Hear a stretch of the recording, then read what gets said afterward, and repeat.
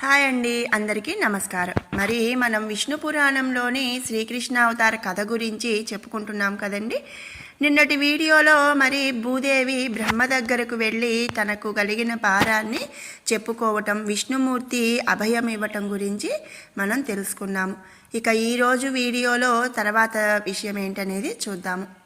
మరి ఎప్పుడైతే విష్ణుమూర్తి భూదేవికి వరమిచ్చాడో మనందరికీ తెలుసు కదండి, కలహాసనుడు, కలహభోజనుడు అని చెప్తూ ఉంటాం. ఆయన ఎవరు అంటే నారదుడు. మరి ఈ కలహాసనుడు అని బిరుదు పొందిన నారదుడు ఈ జరిగిన విషయమంతా కూడా వెంటనే కంసునికి చెప్పి వెళ్ళిపోయాడంట.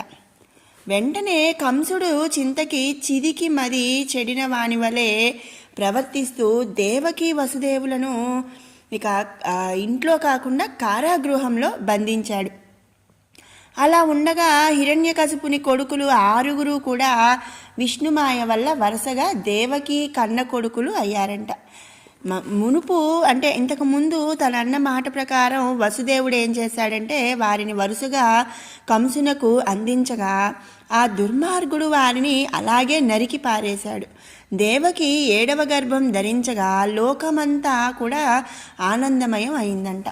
భూదేవికి వింత విలాసం కలిగాయి. మరి 14 లోకాలు కూడా భక్తిని ప్రదర్శించాయంట. ఆ సమయంలో విష్ణువు దేవతలు వినేటట్టుగా ఇలా అన్నాడు యోగనిద్రతో. భూభారాన్ని పోగొట్టడానికి చేశాడు. నా తామసగుణ ప్రవృత్తితో ఇలపై పుట్టడానికి దేవగీ గర్భాన చేరిన పెరుగుతున్నాడు. ఆ పిన్న పాపని అంటే పసి పాపని నీవు తీసుకుపోయి రేపల్లెలో ఉన్న నందుని సంరక్షణలో ఉన్న వసుదేవుని జ్యేష్ఠ పత్ని రోహిణి గర్భాన చేర్చు అని చెప్పి విష్ణుమూర్తి చెప్పాడంట యోగనిద్రతో. అంటే ఆల్రెడీ ఏంటంటే వసుదేవునికి మొదటి భార్య రోహిణి అనమాట. ఆ రోహిణి ఏంటంటే ఈ వసుదేవుడు మరి దేవకీలని కారాగృహంలో పెట్టాడు కదండి కంసుడు. అప్పుడు రోహిణి ఏం చేసిందంటే రేపల్లెలో నందుని సంరక్షణలో ఉంటుంది. కాబట్టి మరి విష్ణుమూర్తి దేవకి 7వ సంతానం అంటే దేవకి గర్భం దాల్చింది 7వసారి. ఆ 7వ సంతానాన్ని కడుపులో ఉన్న పసిపాపని తీసుకువెళ్ళి రోహిణి గర్భాన చేర్చమని యోగనిద్రతో చెప్పాడంట. మరి ఈ పని అయితే ఇలా జరిగింది అని కూడా ఎవరికీ తెలియకూడదు అని చెప్పి విష్ణుమూర్తి చెప్పాడంట. కంసునికి భయపడి ఒదిగి ఉన్న దేవకి కడుపు దిగజారిపోయిందని అందరూ అనుకుంటారు. అంటే ఏంటంటే మరి ముందున్న 6 పిల్లల్ని చంపేసరికి దేవకి భయపడిపోయి కంసునికి ఆ దేవకి గర్భం అనేది గర్భస్రావం జరిగిందని చెప్పి అందరూ కూడా అనుకుంటారు. ఒక గర్భం నుంచి ఆకర్షించి ఇంకొక గర్భానికి చేర్చడం వల్ల ఆ శిశువుకి సంకర్షణుడు అనే పేరు గలవాడే వెండి కొండలాగా తెల్లని మేనివాడే జన్మిస్తాడు. ఆ విధంగా పెరిగి పెద్దవాడే భద్రంగా బలాతిశయంతో భావిస్తూ బలభద్రుడుగా ప్రసిద్ధుడవుతాడు. మరి నేను వర్షాకాలంలో శుక్లపక్షాన అష్టమి నాడు అర్ధరాత్రిలో దేవకీదేవి పుత్రుడిగా జన్మిస్తాను అని చెప్పి విష్ణుమూర్తి చెప్పాడంట. అదే సమయంలో నువ్వు యశోద కడుపున పుట్టు. నా శక్తి ప్రేరేపణ వల్ల వసుదేవుడు నన్ను ఎత్తుకుని రేపల్లెకు వెళ్ళి యశోద పక్కన ఉంచి నిన్ను తీసుకువచ్చి దేవకీకి అందిస్తాడు అని విష్ణుమూర్తి యోగమాయతో చెప్పాడంట. అంతటా ద్వారపాలకులు నీ ఏడుపు విని వడివడిగా వెళ్ళి కంసుడికి చెప్పగా ఆ మూర్ఖుడు వస్తాడు, నిన్ను రాతి పలక మీద పడవేస్తాడు. వెంటనే నువ్వు పైకెగిరి అష్టభుజ శక్తిమూర్తివై ఇంద్రాదిసురుల జయధ్వనులతో ఒప్పుతూ క్రమంగా శుంభ నిశుంభాది దానవులను సంహరించే ఘనకార్యం చేసి ముల్లోకాలకు క్షేమంకరివి అవుతావు అని చెప్పి శ్రీకృష్ణ పరమాత్మ అంటే విష్ణుమూర్తి యోగమాయతో చెప్పాడంట.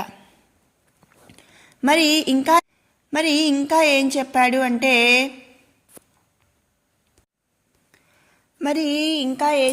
అనే విషయానికి వస్తే నానా స్థానాలలో భూతి, సన్మతి, క్షాంతి, వృద్ధి, ధృతి, లజ్జాపుష్టి, రుషానీతి, ప్రశ్రయ, ఆర్య, దుర్గా, దేవగర్భ, అంబిక, భద్రకాళి, భద్రక్షము, క్షేమంకరి అనే పేర్లతో ప్రాతకాలమందు అపరాహకాలమందు భక్తిభరిత హృదయులై సురామాంసోహారాలు సమర్పిస్తూ నిన్ను ఆరాధించే వారికి అభీష్ట ఫలాలు ఇస్తూ ఉంటావు అని చెప్పి యోగమాయతో విష్ణుమూర్తి చెప్పాడంట.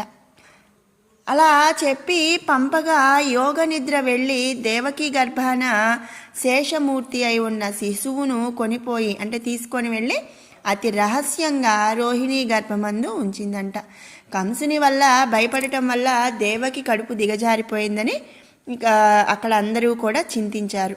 తరువాత వసుదేవుని పుణ్యం వల్ల విష్ణుదేవుని మహిమచే దేవకి గర్భవతి అయింది. మళ్ళీ అది అష్టమ గర్భం, పరమ పావనమని జగమంతా కూడా స్తుతించింది, అంటే పొగిడింది,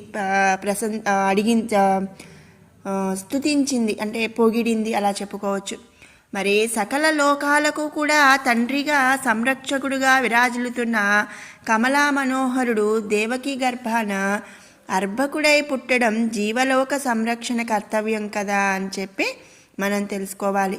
ఇక శ్రీ మహావిష్ణువు ఇక్కడ పుట్టిన సమయమందే అక్కడ రేపల్లెలో యోగ నిద్రనందు ఇల్లాలైన యశోద గర్భాన అవతరించింది. పద్మాక్షుడు జన్మించిన సమయమందు గ్రహాలు వక్రగతి విడిచి రుజుగతిగా ఉన్నాయి. కృష్ణ జనన సమయమందు దేవకి సూర్యోదయంతో తూర్పు దిక్కులాగా భాషించిందంట.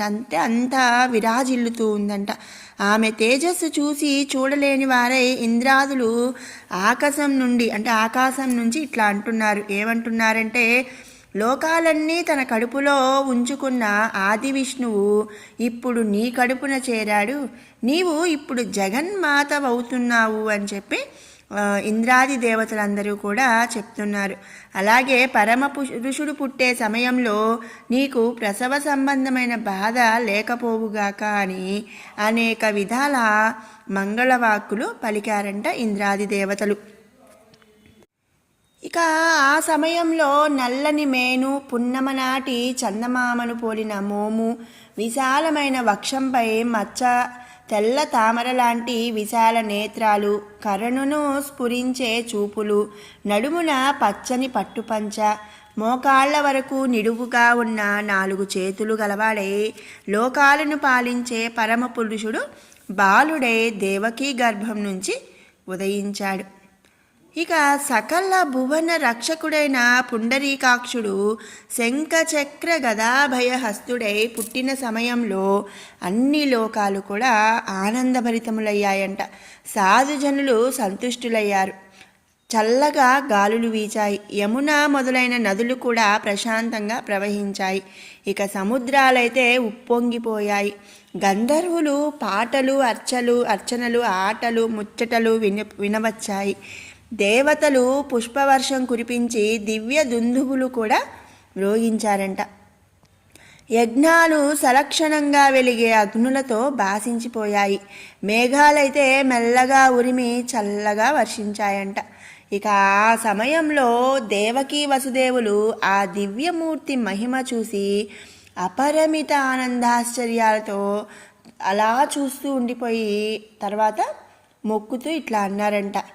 మరి ఎప్పుడైనా ఏదైనా అంటే ఆశ్చర్యకరమైనది చూసామనుకోండి, మనం అలా చూస్తూ ఉండిపోతాం కదా. అలాగే ఇక్కడ దేవకీ వసుదేవులు కూడా ఆ దివ్యమూర్తిని, ఆ మహిమని చూసి అలా చూస్తూ ఉండిపోయారంట. ఆ తర్వాత ఇలా అంటే ఏం మొక్కుతున్నారంటే, దేవా హరి సకల లోక సంస్తుత్య సకల జగన్నాథ శ్రీనాథ భూనాథ, నీవు మా బిడ్డడివై జన్మించడం మా అదృష్టం అని చెప్పి ఆ విష్ణుమూర్తిని, ఆ శ్రీకృష్ణ పరమాత్మని మొక్కారంట. ఇక నీ తేజస్సు చూసి కంసుడు వచ్చి అదిరి బెదిరి మమ్ము బాధిస్తాడు స్వామి, కనుక ఈ రూపం విడిచి సామాన్య మానవ రూపంతో శిశువై ఉండు అని చెప్పి మొక్కారంట. అలా అనగానే హరి వారిని కరుణించి చూసి, భయపడకండి, వాడి చలం బలం హరించడానికే నేను ఇలా మీ బిడ్డడనై అవతరించాను అని చెప్పి అభయహస్తం అయితే ఇచ్చేశాడంట. ఇక అలా అంటే మరి అంత రూపం, అలాంటి రూపం అనేది చూపించకుండా తల్లిదండ్రులు అడిగినట్లుగా, మరి వసుదేవుడు దేవకి అడిగినట్లుగా రూపం ఊహపసంహరించుకొని సామాన్య మానవ శిశువైపోయాడంట శ్రీ విష్ణుమూర్తి. ఇక ఆ విధంగా శ్రీకృష్ణ పరమాత్మ అయితే జన్మించాడు. మరి ఆ తర్వాత ఏం జరిగింది అనే విషయాన్ని మనం రేపటి వీడియోలో తెలుసుకుందాము. మరి శ్రీకృష్ణ మాయని, శ్రీకృష్ణ అవతార కథని మనం తప్పకుండా తెలుసుకోవాలి. మరి ప్రతిరోజు కూడా వచ్చే ఈ విష్ణు పురాణం, అందులో శ్రీకృష్ణ అవతార కథ గురించి మిస్ అవ్వకుండా అయితే చూడండి. చాలా మంచి విషయాలు అయితే మనం తెలుసుకుంటాము. ఇక ఈ వీడియో మీకు నచ్చినట్టయితే లైక్ చేయండి, షేర్ చేయండి. అలాగే మరిన్ని అప్డేట్స్ కోసం మన ఛానల్ని సబ్స్క్రైబ్ చేసుకోండి. Thanks for watching.